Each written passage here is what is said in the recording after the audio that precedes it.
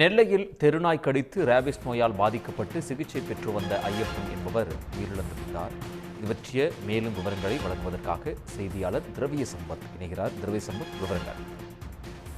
நெல்லை மாவட்டம் யாக்கோபுரம் சிதம்பராபுரம் பகுதியைச் சேர்ந்தவர் ஐயப்பன். இவருக்கு திருமணம் முடிந்து 2 குழந்தைகள் உள்ளனர். இந்த நிலையில இவர் அந்த பகுதியில கூலி வேலை செய்து வருகிறார். கடந்த 2 மாதங்களுக்கு முன்பாக அந்த பகுதியிலே நடந்து வருகின்ற பொழுது ஒரு தெருநாயானது இவரை கடித்திருக்கிறது. இந்த நிலையில அதை சரியாக கவனிக்காததாக கூறப்படுகிறது.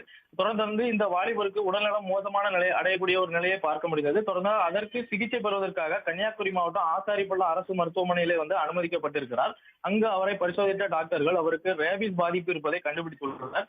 தொடர்ந்து அவருக்கு தீவிர சிகிச்சை அளிக்கப்பட்ட நிலையில் அங்க சிகிச்சை அளிக்க வந்திருந்த ஒரு 2 டாக்டர்களையும் அவர் தாக்கியதாக கூறப்படுகிறது. இதனைத் தொடர்ந்து ரேபிஸ் பாதிப்பு அதிகரித்த நிலையில் அவர் தற்போது இறந்திருக்கிறார். இந்த தெருநாய் கடித்து இந்த ஐயப்பன் என்ற வாலிபர் தற்போது நெல்லை மாவட்டத்தில் இறந்திருப்பது அதிர்ச்சியை ஏற்படுத்தி இருக்கிறது.